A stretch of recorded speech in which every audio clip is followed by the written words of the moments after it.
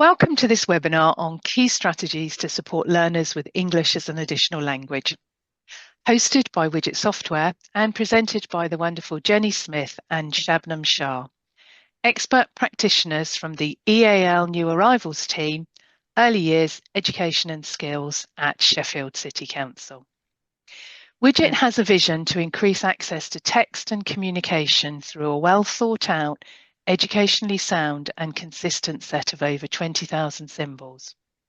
Our software means it is easy to create visual resources in over 80 different languages to support EAL learners from all over the globe. So wherever in the world you are listening, we hope you find this webinar useful and full of practical tips to support your EAL learners in the classroom. And now over to Jenny and Shabnam. Thanks, Sue. Thank you, Sue, for that lovely introduction. Hello and welcome to this recorded session. Jenny and I are really excited to share with you key strategies to support learners with EAL in the classroom. Even though this session isn't live, we hope you find it still engaging and informative. During the session, we'll be looking at what do we mean by EAL, who our EAL learners are, a brief introduction to EAL pedagogy and practice, and some practical key strategies you can use in the classroom. If you've got any questions or feedback, our contact details are at the end of the session. We'd love to hear from you. We hope you enjoy watching the session. Thank you. So what is English as an additional language? What do we mean by this term? In England, the Department of Education defines EAL learners as those who have had exposure to another language other than English during early development and continue to be exposed to this language in the home or in the community. However, many language experts, researchers and academics, and in fact ourselves, we have this conversation. We would prefer the term multilingual learners, just as Jean Conte mentions in her book, because these are children who speak, read or write in more than one language, and they bring their linguistic and cultural funds of knowledge to the school, implying wealth rather than the deficit that EAL can suggest. So who are our EAL learners? We want to explore a little bit about who they are, what they bring to our classrooms, and what we can learn from them. And here we're going to actually look at the work of Thomas and Collier, who actually looked at factors that define the learning situation for EAL learners. And what they talk about is that at the centre, at the heart of the process, is the EAL learner with his or her first language, their previous learning, which is absolutely key, their aptitude and their learning styles, which may differ greatly from what when they move into a new school. Learners will be affected, however, by attitudes taken to them, their culture, their language, religion, ethnicity within the school, beyond the school and in the wider world. So it's important to remember that, particularly in a school setting. Learners' social and cultural experience then will impact on their learning and their progress in language acquisition, as well as on their cognitive and academic language development. So let's look at their identity. What is their story? Are they newly arrived? Are they new to English? They've had no exposure to English language.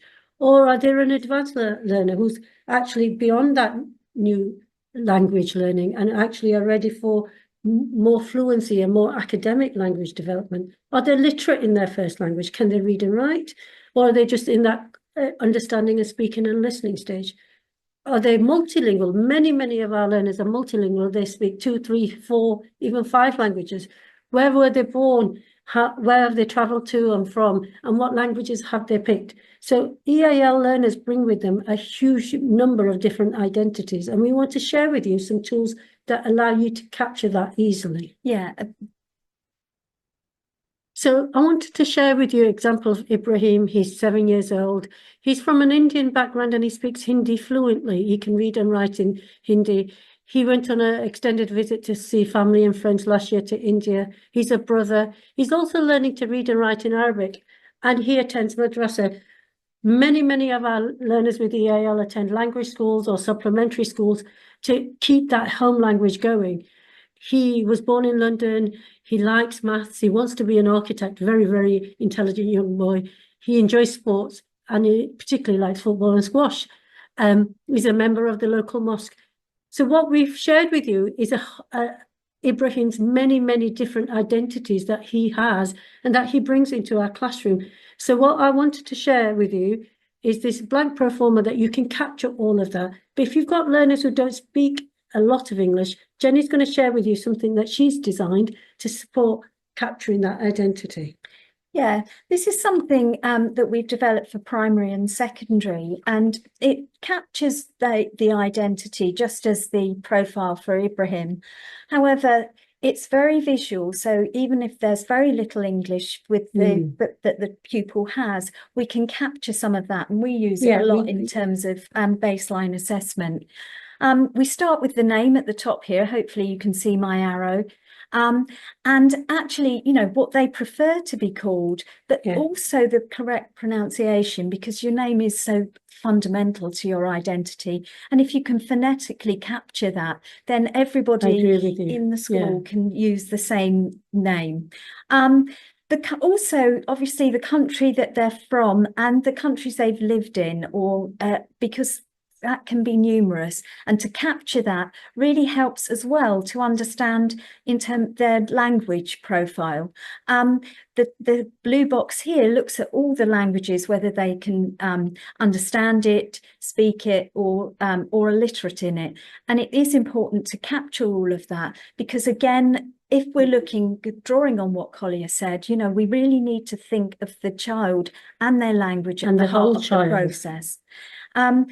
Also learning style, so that's the green box here, and then the information about the home and the family and the subjects the children like, their hobbies, because just as Ibrahim, it's more than just what the children in their language and their academic ability. It's also about what the children enjoy. And the other thing is the ambition, because it is very important to capture that, particularly as the children get older. And lastly, we've got the trauma-informed aspect of what I would like my teacher to know, which may take a lot longer. We tend to do this quite early on in the first week or so of the child arriving.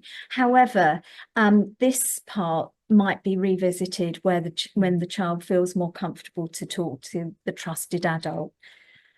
That was for primary and secondary, and we've got a similar one for the early years, but it just looks at other areas, things like what they like to eat and what they like to play, but also the important things like what they can already do, and things that comfort them, because obviously that's key. And again, with the early years one, you can do this with parents and carers support, so that you can capture all those things around the child. Absolutely. Right.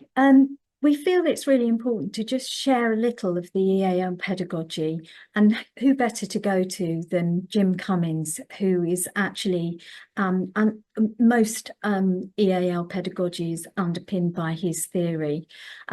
He uses a lot of iceberg models, actually. He does. We think it's because he's from Canada and it's cold up there. But the dual iceberg model looks at the second language acquisition. So I'm just going to share this with you. You can see the C there, and at the top, this first triangle or iceberg shows the actual first language. So at the top, you've got surface features, but underneath, you've got a real good, solid understanding of language. When the children come into school and start to learn the second language, they will also start to pick up those surface features. But underneath is a common underlying proficiency. And this is a linguistic proficiency that's common to all languages. And when children come into and start learning the second, they can draw on this because it's already established from their development in the first language. It can be imagined really as a pool of language understanding, knowledge and skills, and and skills which the individual can draw on. And what he says is that really the most important thing is to develop both languages alongside each other, because he argues that the more well-developed the first language, the more easily a child can develop the new language. And a well-developed first language powerfully supports the building of a second. So we need to, as educators, think very carefully about how we can encourage the children within the classroom, but also with parents, to maintain and develop that first language alongside the second. So when you're developing two languages, older children, because they've got that well-developed exposure to their first language, they may be literate in their first language, will have really good transferable skills when they're learning the second language. It's our youngest children who we worry about the most, because they're at risk of losing a language rather than gaining one. And it's so important for our early years practitioners out there to work with parents and carers to get that message across about using and maintaining and learning through making sure that our children are learning their first language, so they really have a really good solid base for when they learn a second, third or fourth language. Absolutely. And obviously all of the skills and benefits that having many languages brings.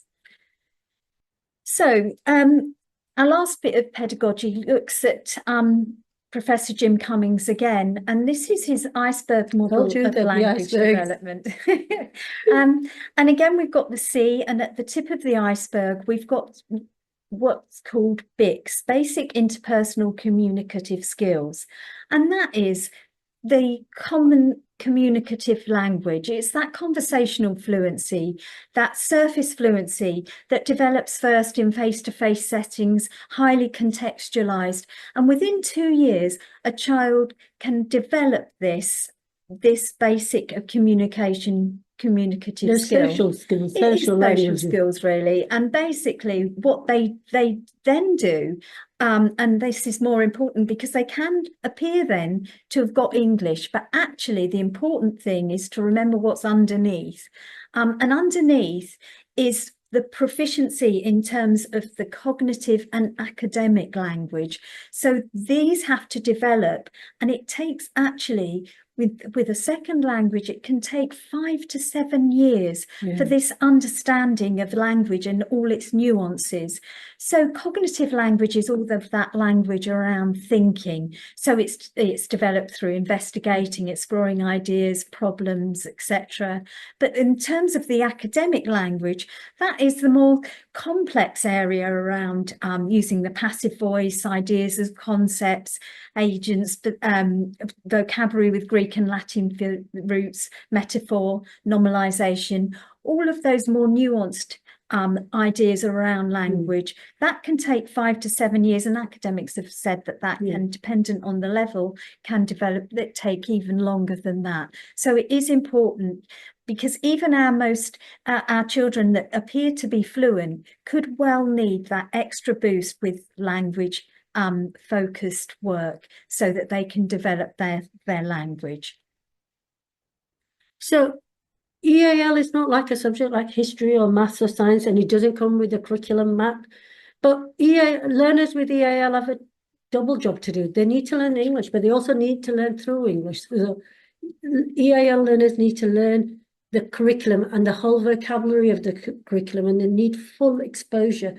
So what we're going to focus on... Yeah, and also, obviously, the vocabulary gives a real purpose to learn the language. So it is, and because so they can do those two things together. So the remaining session will look at practical strategies you can use in the classroom. Okay. So hopefully you'll pick up on the colour coding here. As you can see, with our sort of 5 bubbles around the key strategies, obviously we've only got a little time with you here today, but all of these areas can be used very quickly to help in terms of the classroom. So we're starting with the first language, then we're going to be looking at visuals, then we're going to be looking at vocabulary, the importance of using language structures, and then we're going to go on to oracy. So let's look at the use of the first language, or as some people have phrased it, translanguaging. So what is translanguaging? It's basically used to describe practices that allow EAL learners to use their full linguistic repertoire. And this will really help them realise their full potential. So this means encouraging them to speak, write, or translate to and from their first language or other languages that they speak to support their learning. So we need, as educators, to facilitate that. Even though it was actually developed in Wales, the term, Ophelia Garcia is the one that really popularized this idea of translanguaging, and it's slightly on from code switching because it looks at that whole languaging continuum that's accessed. So there's no clear-cut boundaries; it's just a continuum. Just a heads up, really. We work with a colleague from the University of Sheffield. She's got a website there that's the link there that looks at how we can do that within the curriculum. But we're going to look now in more detail at this. So what kind of activities can we do to promote translanguaging or use of the first language? And the first thing comes to mind is through speaking and listening. So wherever you have an opportunity to group children who share the same language, make sure that they get a chance to do that collaborative group work. And if you haven't, ensure there's tech tools or tablets or translation tools there available so children can use translation to be able to take part and understand and be involved in that speaking and listening activities. Yeah, and all the PowerPoints that can be easily translated and then given to the children often beforehand even, which really helps. And again, with writing, it's really easy. Do the draft written work in their first language, because that allows that child to use all their thinking and bring their ideas, and you will get much more detailed work once you then translate it into English. Again, note making and note taking, you can write down something, watch a video, any of those. And the translation tools out there, like Jenny has mentioned, have become more and more sophisticated, so allow you to do that easily. Multilingual, bilingual glossaries and dictionaries. This is just a small snapshot of the types of activities you can do to make sure that you're bringing in the use of the first language. Yeah, and as you can see here, this is them writing done by a Chinese child, a 5-year-old child whose Mandarin is the first language, and then the child has learned English. This has happened in an English context. But as you can see here, you can see the numbers, the Chinese numbers, but also the written characters, and then also you can see the Roman alphabet as well. So it's important for us as educators to know a little bit about the languages that the children speak, so we can pick up on those nuances of their language so that we can see how that influences the second. Other areas we can look at is the whole area of reading, encouraging children to continue to read in their first language and providing texts in school with a range of languages for fiction and non-fiction books, magazines and newspapers, subject-specific books in the first language, online research, and the inclusion of books in the home language, in read-at-home diaries. Do you know what? I've started doing that. My daughter is learning to read in Urdu, and it hadn't occurred to me until I'd been talking to Dr. Sabine Little, whose website is mentioned, that Jenny, the colleague that we were talking about. And I now write that in, and it's so powerful. If we can encourage our parents to do that, then it sends a really powerful message home that we value and support the first language. And yeah, absolutely. And there's lots and lots of free websites actually out there so that you can actually get children to read text in their first language, either just in that language or in dual language. And many of them you can hear as well. The other thing is the whole school approach to using the first language or translanguaging, and that is like one of the key things, particularly obviously at secondary, is to take the IGCSE or the GCSE or equivalent exams in the first language, if that's possible, as well as is the whole library and developing that multilingual section in the library and having a display board for non-English books, and actually integrating multilingualism into award systems. But one of the key things is to communicate that multilingualism and how you're developing and encouraging that multilingualism to parents, and obviously staff training and parent information sessions, and that should really boost this whole idea of use of first language. So, as I mentioned earlier, the technology has become quite sophisticated when we're translating. We obviously have Widgit online, which allows you to translate and visualize at the same time. We're big advocates for that. But other apps are available. Things like Microsoft Translator and Google Translate allow you to hold conversations and translate, hover a picture over, and it will translate instantly. Another app that you may want to check out is EAL. Again, it allows you to take a picture of a book and it'll translate pages. But the Microsoft tools that are already out there, things like Google Docs, PowerPoint, Jenny mentioned earlier, Word, have a built-in translation tool, and it really is so powerful if children can use that there and then in the classroom. Yeah, and with the development of AI, translation is one of the key areas, and it's developing at a really fast rate. So it's become much, just even within the last few years, it's become really so much more of a tool that can be used in the classroom. So what we're going to focus on next is visuals, because visuals are really, really powerful. They stay inside much longer after the spoken word has gone. So you will remember some of the visuals rather than what Jenny and I are saying. And they make a difference to learners with EAL in the way that they allows them to participate either fully or partially rather than not understanding at all. And what do visuals look like? They look, they aren't just pictures. It's visuals you can give for instructions to accompany the teacher talking, storytelling, word maps, things that can be sent home. It's for labeling, and you can see an array of visuals that we've used just to sort of show you the differences.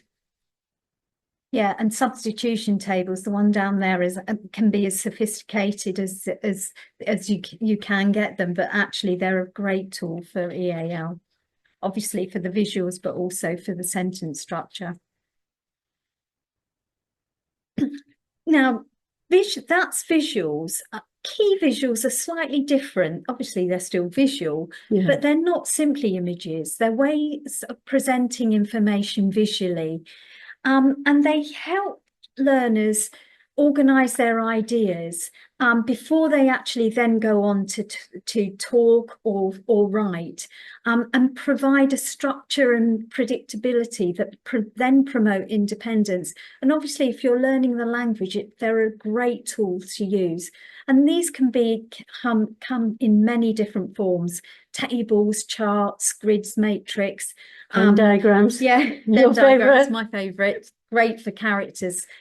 Particularly Shakespeare, I think, just works brilliantly for that. Bar charts, pyramids, cycle. The list is endless. Absolutely. And concept maps, and actually getting children to move things around and actually have post-it notes and actually have that conversation. We're going on to oracy later, but actually it really does help children to build their thinking and their language skills. Yeah, and you can focus on language and think very carefully about the language that you're using, because it can help the children develop their language as well as their thoughts. The next key strategy we need to look at is vocabulary, and we could do a whole day session, even a 5-day session on vocabulary, and we're going to do it very quickly. We're going to just share with you some very quick ideas. So vocabulary, we need to plan for it, we need to model it, we need to teach it. You need to have heard a word a minimum of 12 times before it becomes part of your repertoire journey. So we need to think about how we incorporate that into our teaching so our EAL learners can build their vocabulary. So one of the key strategies to pre-teach. You know, you can send that vocabulary home. It can be translated in their home language. You talked about the tech tools that you can use. Vocabulary maths, again, that's 100 square. Technical vocabulary, again, with the maths, you know, looking at the words around addition.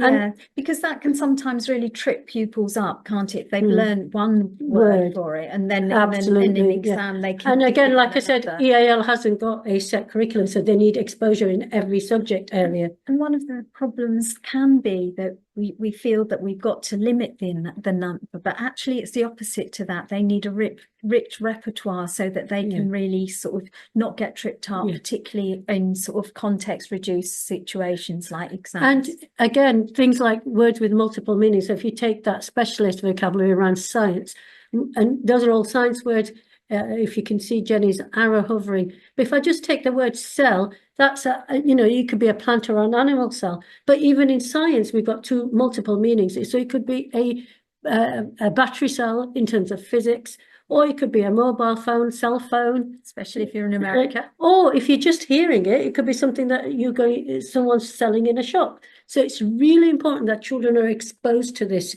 vocabulary early on, so that it doesn't trip them up when they get into later, more academic subjects. Yeah, and actually making sure that you're giving all of those children all of the different meanings, so that they can understand that it can appear in different areas across the curriculum.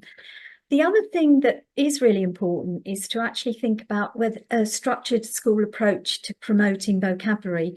We use Word Aware. In fact, we're both trainers for Word Aware, so we just and we can vouch for it. Yeah, and it's a whole school approach to promoting vocabulary using what's called the STAR approach, but very much about kind of thinking about selecting the right vocabulary, teaching it, activating it, and reviewing it. And making sure that we are looking at those tiers of vocabulary and teaching the higher tiers, as well as that sort of common low level of language that sometimes happens. They call it Goldilocks, don't they? But that's another story. Right. So we're going to look at very briefly at language structures and how, because it's for EAL learners, it's important not just to learn the key word, but how to say that in a sentence and how to write that in a sentence. So we're going to look at language structures. So what are language functions and structures? Language functions are the purposes for communicating concepts and meanings. This is not an exhaustive list, but we've grouped kind of the main languages. So the language of description or the language of opinion has its own set of sentence structure, you know, and the language structure is really the word order, the sentence that you're going to say, you know, things like diamond is harder than quartz is comparing, or I think the sponge would float as the density. So you're hypothesizing, predicting. Yeah, because each function has a slightly different language structure. We've actually developed what's called the Speakwell wheel. This was based on the Tower Hamlet's work that looked at language functions and structures.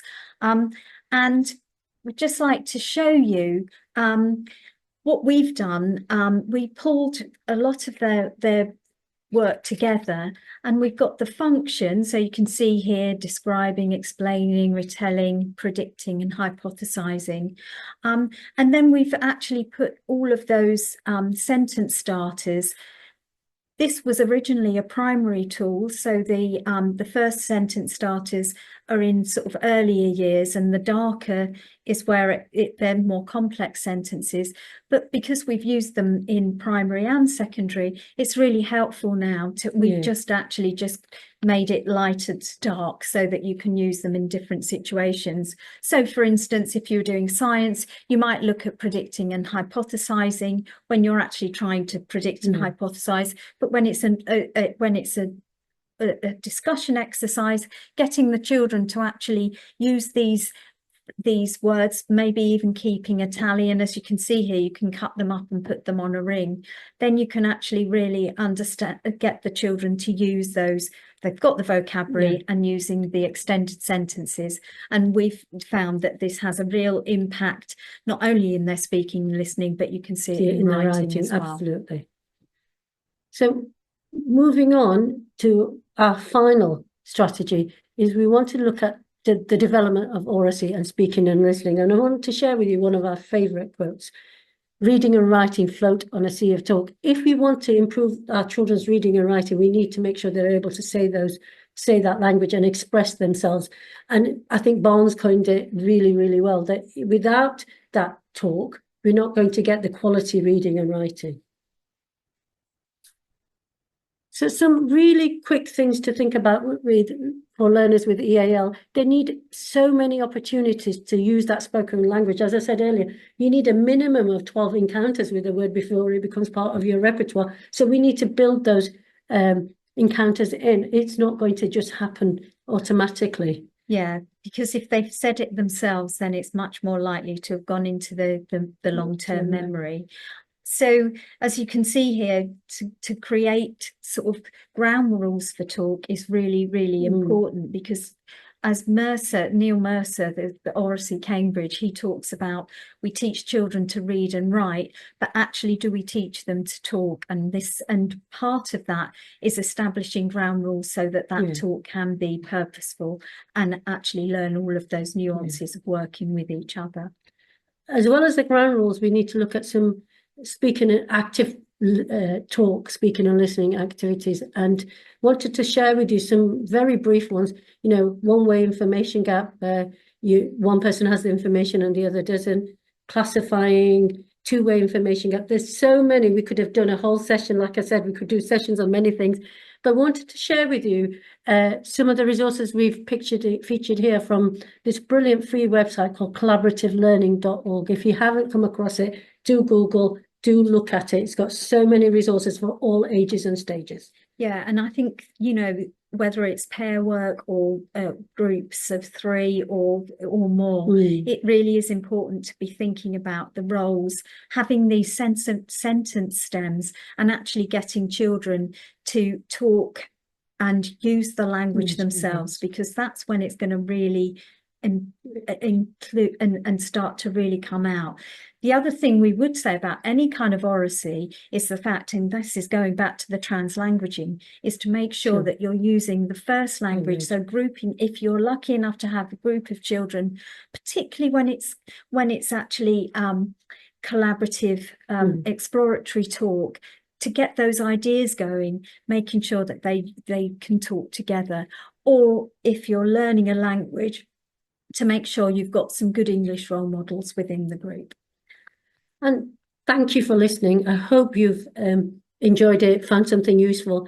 If you like any of the resources, or you'd like some further details, then please email us. We've put on there our latest CPD offer. You can use the link or the QR code, but we hope you enjoyed the session, and we look forward to hearing from you. Yeah, thanks very much. Thank you. Thank you.